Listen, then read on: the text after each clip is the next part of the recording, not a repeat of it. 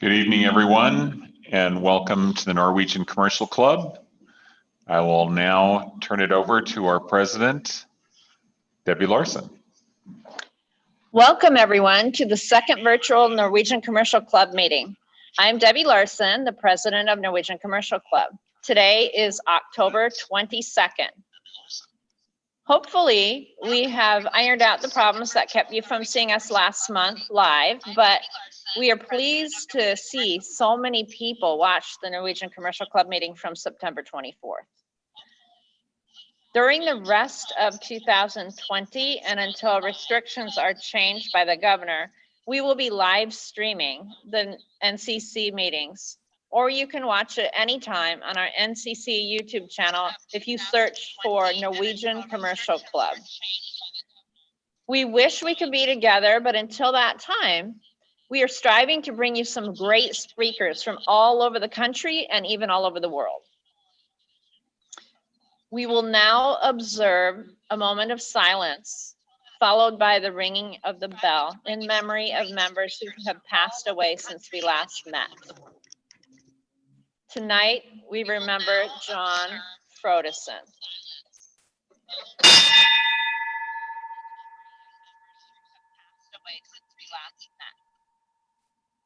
Thank you. We remember John Frodesen.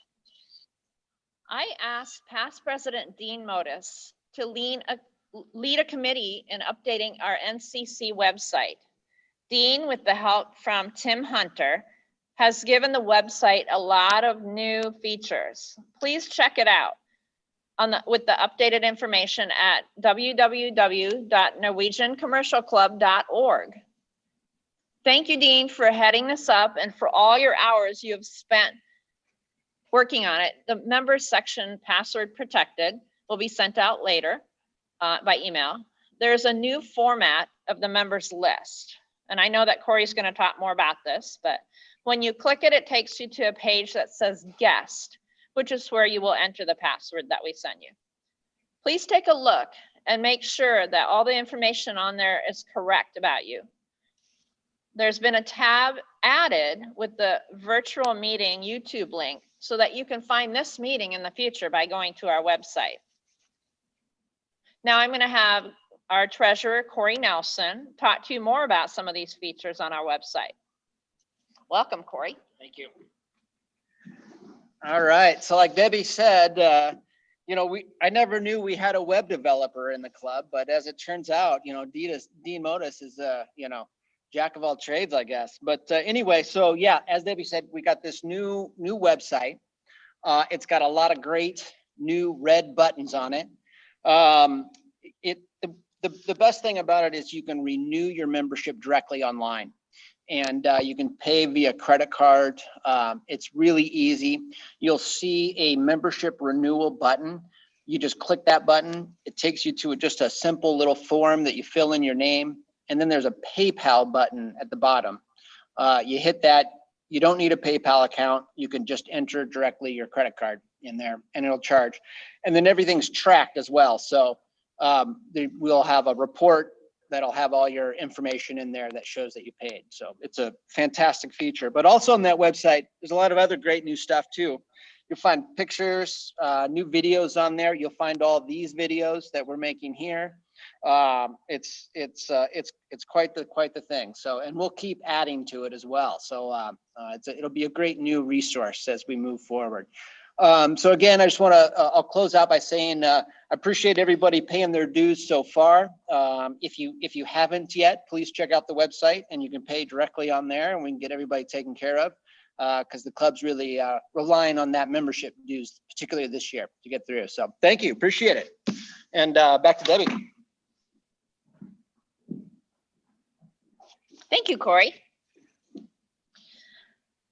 So be sure to stay with us until the end of the meeting because we'll be doing the member drawing to see who wins the money. As always, you must be present, and I say present in quotations, to win. So we're going to give you a phone number here in a minute, but what we're going to do is we're going to draw 3 names, and whoever calls first will get the money. Now, last time we waited in between, and as it turns out, we weren't live, so we didn't think anybody had won the money, but Christy Lundy, the first name I drew, actually, she called Corey later that night when she watched, and she won the money. So we are starting back over at $20 tonight. And if nobody calls, then it will move up to 30 the following month. That phone number I'm going to give you right now is 425-802-0679. And I'll give it to you again when we come back after the speaker. But we're gonna enjoy tonight's speaker that Eric, our vice president, is now going to introduce to you. And then we'll come back and do the drawing at the end. Thank you. Good evening, everyone. Welcome to the Norwegian Commercial Club. It's my pleasure to introduce our guest speaker for this evening, Leslie Ann Anderson. She is the director of the National Nordic Museum's Collections, Exhibitions, and Programs. And previously, she was curator of European, American, and regional art at the Utah Museum of Fine Arts at the University of Utah. And she gained experience in her career at the Indianapolis Museum of Art at Newfields, the National Gallery of Denmark, and the Metropolitan Museum of Art. Tonight, she's going to speak to us about the internationally regarded Norwegian artist, Edvard Munch, of whom there is a fantastic new exhibition opening here in Seattle next week at the Nordic Museum about Munch and his photography. It is the Munch you don't know. So now, my great pleasure to introduce my colleague, Leslie Anderson, who will speak to us about Edvard Munch. Thanks, Eric, and thank you for having me. I would like to share my screen now, if that's a possibility. Okay.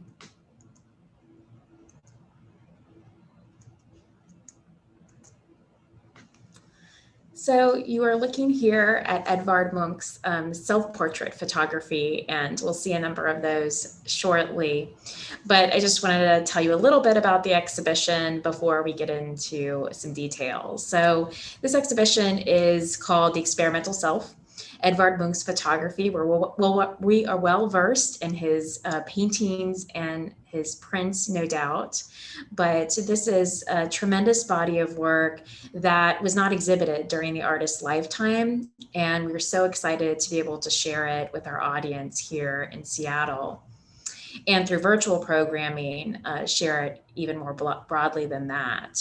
So the exhibition opens on October 29th, and it'll close at the end of January in 2021. It originated from the Munch Museum, where these objects, the photographs, are held in partnership with New York Scandinavia House and the American Scandinavian Foundation. So this particular exhibition has been curated by one of the foremost scholars devoted to Munch, Dr. Patricia Berman. She is a professor of art history at Wellesley College and has published extensively on Edvard Munch and more broadly on Nordic art as well. We are very familiar, as I mentioned, with his paintings, with his prints. Here we're looking at a print at left, a self-portrait print, and we find that his work in photography, really the most consistent theme you find is the portrait, and more specifically the self-portrait. He was active as a photographer. And really from 1902 until 1910, there is a pause in his photographic output. And then he resumed, he took the camera up once again in 1927 and photographed really continuously into the mid 1930s. And here you see the first tool in this particular medium that he adopted. So in February of 1902, he purchased his first camera in Berlin, and it was likely the Kodak Bullseye No. 2. that you see here. The exhibition actually includes 3 of the camera models that Munch used during his career, and this is the first. It was a very popular camera model. It was released in the 1890s. And really from 1898 until 1913, when they discontinued the model, there were something like 250,000 that were made. It was, kind of marketed as easy photography that was really suited for someone who was an amateur in this particular area. And I just want to think a little bit about the history of photography. And I'm showing you here on the right, of course, the person who needs no introduction to the party, Edvard Munch, in his studio. But I'm showing you here this particular image relative to a much earlier Nordic artist at left, and in a very early example of photography. So Edvard Munch at right is paired with Bertel Thorvaldsen, a great sculptor of Denmark, active for a large portion of his life and career in Rome. But here you see him in Copenhagen in 1840 in what is largely thought to be the first photographic portrait produced in Denmark.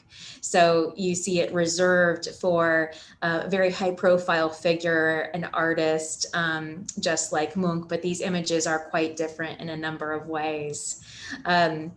You see that Thorvaldsen is really kind of not embracing his relationship with the camera, and in fact with his right hand he's making the symbol of the evil eye. It appears to be his left hand on the screen, but this particular image is a daguerreotype, and there's a kind of reversal that happens with the image. It's, as I mentioned, a daguerreotype, and photography was kind of really developing, pun intended perhaps, in the 1830s and 1840s. So it was a very new medium, and the daguerreotype, it was one of the first types of photography that produced a single image. So this was something that was not replicated. It was not a multiple. By the time that Munch takes up photography, of course, it is produced as multiples and becomes a much more democratic medium, accessible to many more people.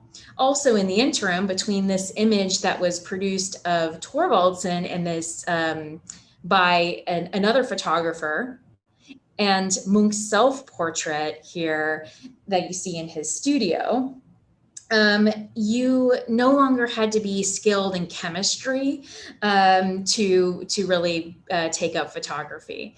There are a number of advancements that happened in the field, and it could be easily adopted by artists who saw the potential for this particular medium very early on. And it was not as laborious and time-consuming of a process as it would have been earlier on in the 19th century, as it was when Munch really kind of gravitated towards this medium at the beginning of the 20th century. So Munch encountered photography as something that was really kind of rapidly developing into a quicker, a simpler method of picture making. And I'm just showing you here a pair of photographers, but also painters, well-known painters and printmakers elsewhere in Europe. We're looking at the artists Roussel and Vuillard, famous French artists who took up the handheld camera, just like Munch did a little bit before. And you actually see one of them holding the camera while they're in Venice. So Munch was not alone in his interest in photography as an artist, but he was part of a group of very kind of progressive, radical, truly avant-garde artists who understood that he could experiment, and yet this medium, as well as the others in which they had become well known. Okay, so you'll see in this exhibition that his penchant for his interest in experimentation really extends beyond paint and printmaking to photography. He delighted in the mistakes that could result from photography. And we're just looking briefly at a couple of examples, and we'll encounter them again in a bit. But you can see that ghosting of the body is one of those effects that he really was interested in. Here you see him with his partner Tula Larsen at the end of the 19th century, at the close, around 1899. And when he took up photography, he had actually been fresh off of a breakup. He had ended his multi-year relationship with Tula Larsen, and there had been a domestic dispute, a confrontation that resulted in an injury. It was kind of a turning point in his life, and this is when he starts to, as I said, experiment in photography. So these are among his first images. You'll see him at left on a valise in a studio in Berlin. This is actually a very important moment in his career. He is kind of staging himself as he is preparing for his paintings to be exhibited at the Berlin Secession. And then you also see at right an exhibition in what is now Oslo. At the Blomqvist, that gallery. And he's present in that image as well. You can see him actually kind of positioned towards the camera lens in the background, more situated to the right in the image. But that's the more kind of public persona of Munch, and we are very familiar with the persona that he crafted and really represented in his works of art. You get a little bit more information, a much more kind of intimate view of the artist through this exhibition. So you'll see, in this case, a self-portrait that he took in bed from around 1902. And as Eric said, this exhibition shows you the Munch that maybe you didn't know. You see him in his kind of vacation space. He summered in Åsgårdstrand, and he's there kind of exploring his creative ideas, working, and in fact, you see an image that is materializing on canvas behind the three men pictured at right. One of those three men, of course, is Munch. He's posing there with his friends who served as models for the painting that you see. And at left, you see a kind of half-length, half-figure self-portrait where he's posing nude. There are other effects in these particular images. For instance, the effects of light that he's exploring, and you see the kind of light pouring through the diaphanous curtains here. You're kind of curious as to why he selected the position for the camera, but he is a skilled artist and is making a lot of deliberate choices or exploiting the potential for mistakes that could result in something quite interesting and captivating. A number of the images in the exhibition are from a period when he spent time on the Baltic coast in Germany, and you see a couple of the images shown here. And then also a period of convalescence when he went to Copenhagen to seek treatment at the clinic of Dr. Jacobsen, and that was from 1908 to 1909. And he had gone there to recuperate. He was suffering from exhaustion, from stress, and also alcoholism. And his creativity and his productivity as an artist did not cease during that time. As you see, he's creating a self-portrait, evoking a very famous painting by a French artist named Jacques-Louis David, of a kind of key figure in the French Revolution, Marat. He's showing himself in the style of Marat beside a bathtub in Dr. Jacobson's clinic. And then he's also photographing the nurses that are working with him in his treatment. And the way he's presenting them is very reminiscent, I'm sure, if you are familiar with Munch's work, reminiscent to his depictions of women throughout his career, kind of the frontal pose, the hands clasped also frontally, but then kind of, really interested in the effects of registering the image and registering the figure in the image, a little kind of transparent in places, again, kind of playing with that exposure time. You see that he's continuing to be productive. There's evidence of it in the lower left corner in the image at the upper right that shows the self-portrait of the artist at the breakfast table at Dr. Jacobson's clinic. So this is all part of the first portion of his career. As I mentioned, there was a pause, and he begins photographing again in 1927. And he also keeps up with technology, and he uses additional cameras. One of those cameras is the Kodak Best Pocket autographic model, and you see that in different images here. This will also be on view in the exhibition, fully extended with its miniature bellows, to really kind of get the look and feel that Munch would have had with this device. It was released during World War I. It was small, it was portable, and if you thought that the first camera was easy to use, it was even easier, of course, and built as accurate as a watch and as simple to use. It was produced and popular from the 1910s into the 30s, and it was really suited for a lot of the more intimate images that Munch produced.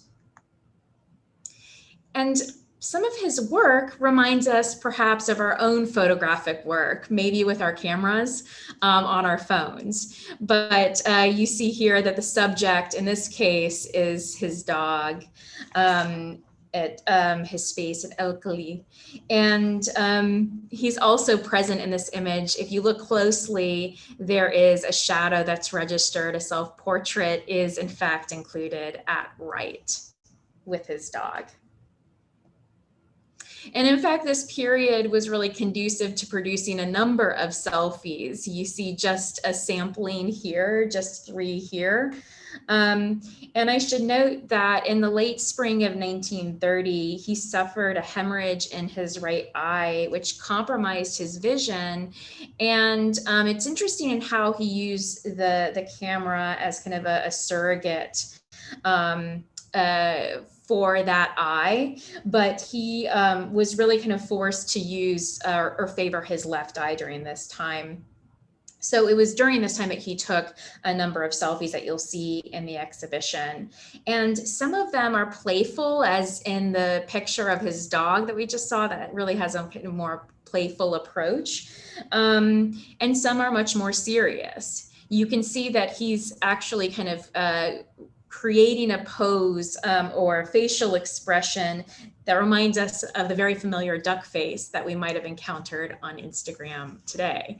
Munch was doing it back in 1930. We also really get to step into the private creative space of the artist. I mean, his works in other media they figure prominently in these photographs.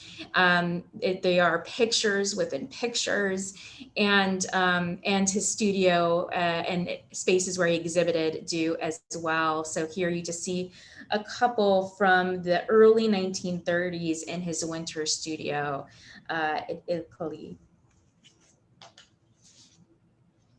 He also tried his hand at filmmaking, and it was in 1927 that he picked up his first camera, which was a Pathé Baby Cine camera. And you see it here with its carrying case, and of course the logo of Pathé at lower center. It was lightweight, it was easy to use, it was perfect for making handheld films. And so you'll get to see those films in the exhibition at the National Nordic Museum in Seattle. He would shoot these in the summer of 1927, and he probably purchased this camera in Paris. So that brings us to additional information for this exhibition. You get a sense of what it includes, of the chronology of the types of images that he was interested in making, and also the approaches that he took using photography through our talk.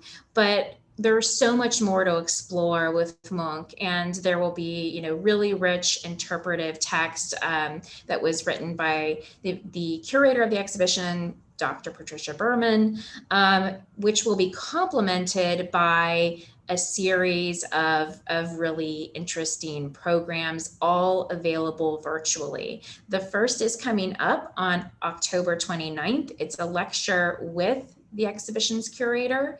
And then on November 8th, you can actually observe a lecture and participate remotely in a workshop that is devoted to alternative photographic processes led by the studio Henrietta's Eye. So that event is called Edvard Munch Through the Lens of Henrietta's Eye. On January 14th, we're fortunate to have the expertise of Linda Rugg, who is a professor at the University of California, Berkeley. It's called Head to Head, Edvard Munch, August Strindberg, and Photographic Self-Representation. And then really kind of closing out the exhibition, you'll recall that it closes on January 31st, but 10 days prior, on January 21st, we'll have Dr. Alison Moorhead of Queen's University talking about Edvard Munch at Dr. Jakobsen's clinic in Copenhagen. It's called Caring and Curing, Edvard Munch in the Clinic, 1908 to 1909. So please do visit the exhibition and attend our virtual programs. We'd love to see you there. In addition to this really lovely exhibition that presents a different side of a well-known figure, we have another exhibition that's devoted to the contemporary artist Lavon Bell, who's active on the island of St. Croix, and her work looks at fragment shards that are found in abundance in the soil, magnifies them, and explores the legacy of Danish colonialism in what is now the US Virgin Islands, what was previously the Danish West Indies. So thank you so much for having me, and I look forward to seeing you at the museum.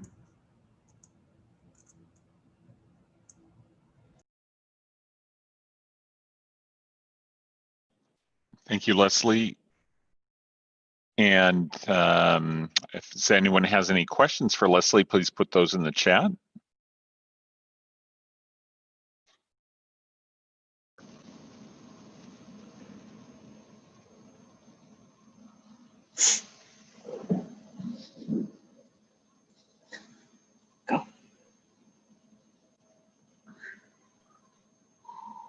All right. Okay. All right. Well, thank you very much, Leslie. Great to have you with us this evening. And we're pleased to let you know that you'll be receiving one of our Tusen Talk Trolls. We're glad to have you here, and thank you so much for telling us about Edvard Munch. Thank you. And thank you. Thank you very much. So what we'd like to do now is Corey and I are going to do the drawing for the membership money, the drawing for that, the winnings, I guess. And so we have the drum here next to me, trying to make a little bit of a NCC look here. The drum with the names and then the bell over here. So Corey is now rolling that drum. And I want to let you know that we actually, one of my coworkers cut up all these little pieces of paper. We have all the brand new ones. The membership is up to date. So we should have every living member in here. And first one, Jess Webster. And remember, I'm going to call 3 names. We're going to draw 3 names. So 2 more names. Whoever calls first will win the money of $20. And even if you call later, if you're watching this later on as the recording, we will go ahead and have you leave a message, and Corey will get back to you as soon as he hears the first one. And the second name I've drawn is Bernie Johnson. So far we have Jess Webster, Bernie Johnson, and we're going to draw 1 more name. And that phone number again is 425-802-0679. And now we have Captain Ernest or Ernie Svasson for the third. So Jess Webster, Bernie Johnson, and Captain Ernie Svasson. One of you is going to win the $20 if you call. So call that number, 425-802-0679. Whoever calls first or leaves a message first, Corey will get back to you. He'll either answer or get back to you, and you'll win that money. So, gentlemen, anything else for this evening?